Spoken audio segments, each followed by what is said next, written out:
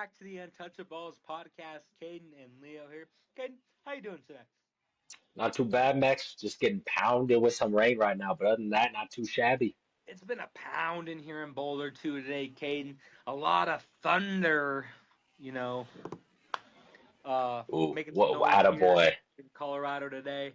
So we got some NBA Finals action to talk about, Caden. The last three games. It's been a whole week since we last talked NBA. Let's hop right into that first game we talked about again.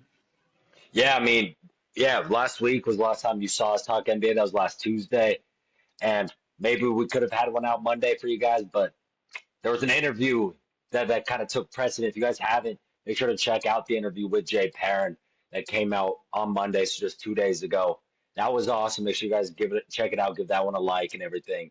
Yeah, uh, we have games three, four, five to talk about here with the NBA, and with the two games in Indianapolis, they did end up splitting, but it seems like the wrong team won each corresponding game based on how it was going on for basically the first three quarters.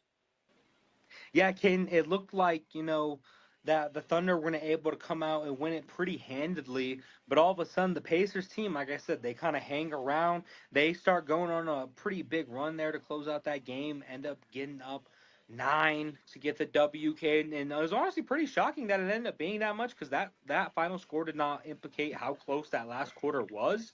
Very entertaining, high level basketball we're seeing throughout these finals, but it was an impressive win nonetheless. Yeah, this was really the bench players for the Pacers in this game three is really what helped propel them going to a victory where I think TJ McConnell had the loudest 10 points of all time. Like he had 10, only 10, but it was a bunch of big moments and some big shots. And look, good old Benedict Mathurin off the bench contributing 27 on 9 and 12 shooting. Like those two guys really helped make it so the Pacers could stay in this game, be able to claw, fight back. You had another 21 out of Siakam, 22 out of Halburn. That you had these guys. You had your main two offensive threats scoring. Then you got some big production out the bench and was able to come back. Where in the fourth quarter we saw really this is it was funny. I saw this title to like it was a title to a video after this game saying the Pacers just out thundered the Thunder.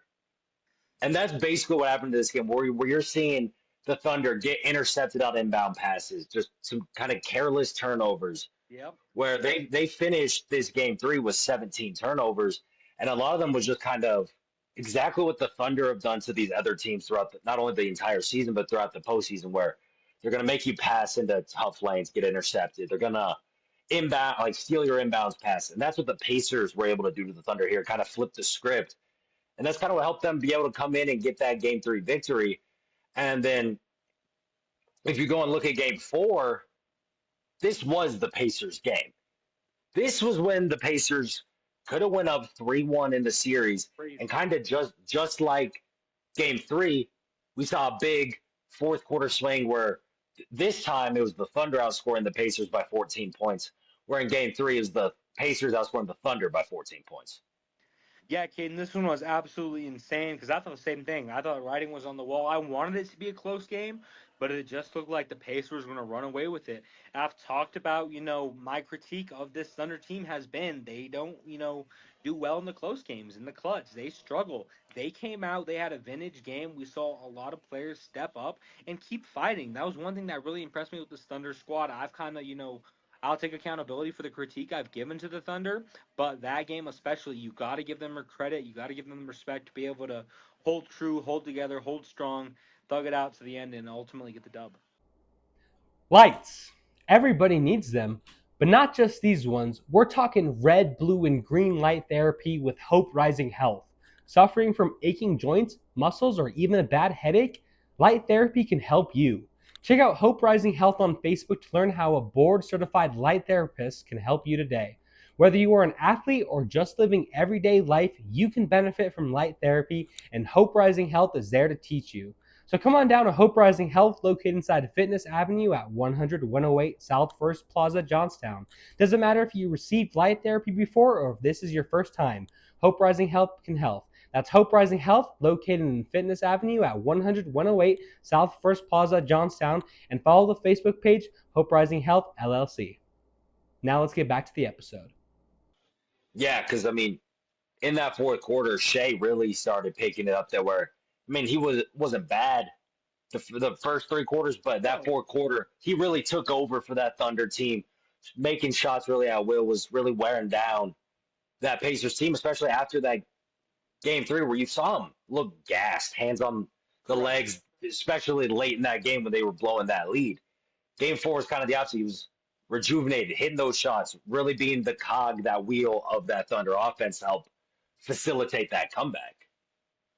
And they got that dub, Caden, and not only did they do that, they carried that momentum all the way back to Oklahoma City, where they rallied back with the home crowd, a lot of energy, and they kind of just cruise control to a pretty easy W over the Pacers. I mean, in that fourth, it got within two, but it never really felt like the Pacers were gonna win this game. Yeah, exactly. Like the Thunder were really in control in the first half, most of the third quarter. Then they start like really towards the end of that third, start of the fourth. Thunder are missing some shots. Pacers are making their threes, getting some good lays, and like you said, they get it within two, and then the Thunder do what the Thunder do best: force three consecutive turnovers that all turn into buckets for the Thunder. They go on a quick 7-0 run off of those three consecutive turnovers. And at that point, it was basically game over from there, where they were able to extend that lead back out. The Pacers were trying to kind of force stuff a little bit, try to get back in this game. And when you go over to the Thunder side, J-Dub, Jalen Williams, 40 points, 6 assists, or 6 rebounds, 4 assists. That's a 40 burger for J-Dub in the NBA Finals. Without a doubt, the best game of his career on the biggest stage. On the biggest stage, in the clutchest moments. It was the Jalen Williams show all night, Caden. Very impressive performance for him to come out and do that. And, it takes some pressure off of Shea. He had a pretty solid night. Ultimately, he was still getting to the free throw line, knocking down his shots, doing what he needed to do. This just seemed like a game where the Thunder never really wavered. They never really seemed, scared and intimidated. And we have Tyrese Halliburton, who's nursing that calf strain, which has just came out earlier today. That's going to be some big concern. He was poor performance, held to 0 points in the first half. That's going to be something that needs to get fixed. He's going to need to contribute more than that to help keep this close. Ultimately, Caden, I think this next game six is going to be really exciting. Yeah, I mean, I'll start off with Shea here, where, yeah, he had 30, still finished with 31 points. 10 assists, though, that's big. Because we forgot to mention, in this game four victory for the Thunder, I'm going to get out all the actual stats because it was insane. Yeah. The Thunder finished with only 11 assists and 3 made 3-pointers. Those aren't numbers that should lead to you winning a basketball game. And somehow they were able to come out and get it done there in game four. Then in game five, Shea has his 31. And then on top of that, you have 10 assists. You have 24 on the game. But not only that, 3 of those 10 assists were to J-Dub. And if you saw it, especially early in this series, it seemed like they were more like solo than working together, where if J-Dub was hitting his shots, it was more like Shea be like, okay, you just worry about you. And then the other way around, J-Dub would be like, Shea, you just worry about you now. And they weren't finding each other the ball. Correct. We hadn't seen Shea assist J-Dub. I think it was through the first two games of the series. He still hadn't assisted J-Dub on any of his baskets. I think it had only been in total combined. They'd only assisted each other on 5 total shots, all finals. And then you get into tonight, 3 of his 10 are to J-Dub, which is big. And then on the 3-pointers, you get 3 out of Jalen Williams, 3 out of Lou Dort, 3 out of Cason Wallace, and Aaron Wiggins. 4 threes out of Aaron Wiggins off the bench. Like a whole team effort here for the Thunder. And then, yeah, on the Pacers side, Pascal Siakam's been their best offensive player all series here. He did it again tonight. Had 12 in the fourth, in that fourth was trying to keep the Pacers alive and in this game. It's just Halliburton wasn't able to contribute offensively. Like he had only four points. All of those came from free throws. Went 0-6 from the field. It's not what you want to see out of your supposed superstar player. And if the Pacers want to have kind of like what you said, Max, right there. If the Pacers don't have any chance to keep this series alive, push it to a game seven, you're gonna need more production out of Tyrese Halliburton. It's like it's win or go home end of the season. You got to fight through the pain there in the calf and try to help contribute to winning basketball. You do, Caden, and to touch real quick on Pascal Siakam, he's one of the most experienced playoff players of anyone in this series. Had that win with Toronto. He knows how to win. He's been in the situations before. He understands what it takes, what you need to do to elevate your game. And I think going into this game six, being back at home, I think it's going to be one that the Pacers are going to be able to get, regardless of whether or not Tyrese Halliburton's going to be fully involved or not. We know he's got the scoring. Regardless, you think no matter the performance from Halliburton, the Pacers are coming in and winning this game. I think they're gonna get this one. I think they're gonna get this one for sure, kid. But it's gonna have to come on Pascal Siakam. Now, I do think I will say this: I do think Halliburton's gonna contribute way better than he did. I'm still got some question marks on exactly how 100% he is gonna be able to go. We're just gonna have to wait and see. It's got a couple days off to rest. We know that the wonderful doctors in the NBA are able to do some magic sometimes, right, Caden? Can we say that? Well, so we'll have to see. It's the NBA Finals. Adam Silver knows that Tyrese Halliburton being out is not good. He knows that. Hey, that is definitely true. We'll see what magic they work on that cap. But I mean, I don't know. If Tyrese Halliburton has another dud game, I think there's 0% chance the Pacers can find a way to win this game. Like it would take I think a 40 piece out of Pascal if they want to be able to win this game six if Well, Tyrese isn't contributing. Because it's correct. like Miles Turner. Miles Turner hasn't been great this series. Really, your main offense has been coming from Siakam, uh, Benedict Mathurin, and then Tyrese. Like you're getting a little McConnell, you're getting some Neesmith and Nemhard, Correct. but it's really just those three that are Yeah, contributing. and it's And, gonna and be if you Neesmith, who had a great putback dunk. Hold up, we didn't even he talk did about it, that. no, he did. Shout out, shout out. Because that was impressive. It sucks that they were losing like so bad at the time, but it was hard. Him and Nembard, who've had their moments, who've shown they can step up in the victories for sure. They're gonna need to play a little bit better, Ken, and you don't need them to drop, you don't need 25 and four threes, Caden. You just need a couple. You know what I'm saying? A couple threes here, a couple threes there. Spread the love. Keep it close at home with the Pacers crowd.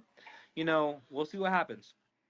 I mean, it's a saying as old as time, but it's definitely true. Role players perform better at home, so you can kind of expect we might see better Neesmith performance, better Nemhard performance. Maybe Obi Toppin hit some threes, but Obi Toppin's got to hit a three or two, Caden. even still, I think in this game six with a non 100% Tyrese Halliburton, I think this is where the series ends. I don't think we get a game seven. I think Friday night will be the end of the 2024-2025 NBA season. I just think building off of that game five performance, we're going to see J-Dub have another good game. Shea, he's just been doing it all series. I think Shea's going to keep doing Shea things. And while Chet might not have been the most amazing offensive like performances throughout this series, he's still been great defensively down in the paint. Him and Hartenstein when they work very well together down there. I think they're gonna do enough to make it so those role players are really gonna have to perform. Try to find a way to limit Siakam, limit Halliburton, and then yeah, it's gonna come down to what can Benedict Mathurin, Neesmith, Nemhard, Miles Turner do. And I don't think it'll be enough to compensate for what maybe we'll see out of a Cason Wallace, Alex Caruso, Aaron Wiggins, so on and so forth. Don't be surprised when Tyrese Halliburton comes back 100% off some secret juice. And I wouldn't be surprised. Just Well, we're going to have to see Caden regardless. I hope that it's not the end of the NBA season. But if it is, we'll be recapping it all next week, next Tuesday. Before you guys go, though, Caden, what do the people have to do? yeah, make sure you guys like this video if you did enjoy. Leave a comment down below. Who do you think's coming out on game six? Are we gonna get a game seven? And if we do, who's winning that game seven? Make sure to turn on post notifications so you never miss an upload of the Untouchaballs podcast and share this with your friends, family, strangers, neighbors, anything like that. Most definitely, we appreciate you all. We thank you all for listening, and we'll see you all next time.